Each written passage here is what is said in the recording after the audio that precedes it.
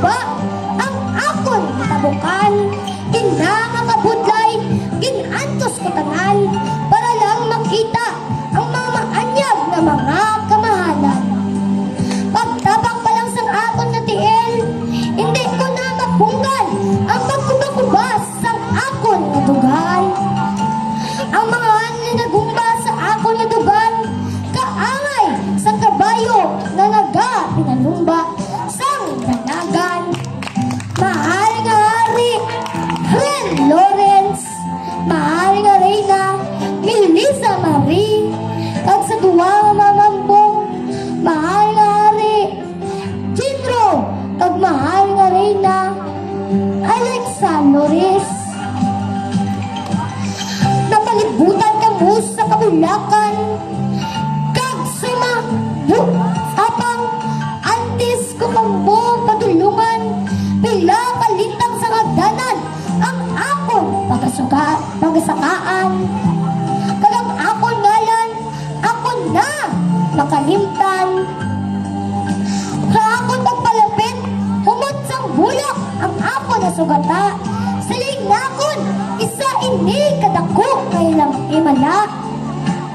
Abing ko sa bulan na sa Mayo, ang bulak naga pamukadkad. Gali pati sa bulan sa Disyembre, sila nagabuskag. Ang ila katoong tamagin katingkad, sa sugat sila gamanaag.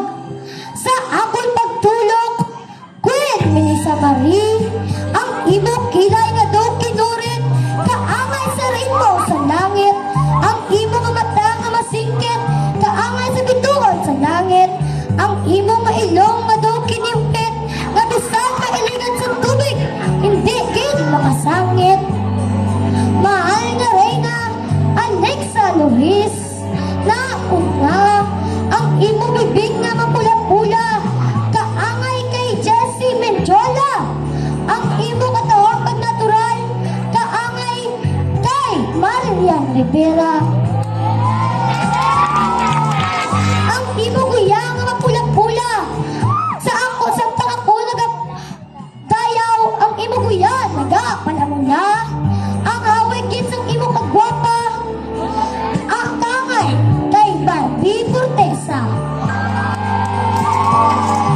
Hindi ko na pagtugayon pa, pero mga po ilang masugtan, basang yun nakit ka mo sa akong dranyo na karusa. Kang inimo sa akong bugos na may babalhinsya, kang ibatayaw sa akong mga kilala, na kamo ang pinakamaambong kag maanyag nga hari ka kag Reyna nga akon nakilala.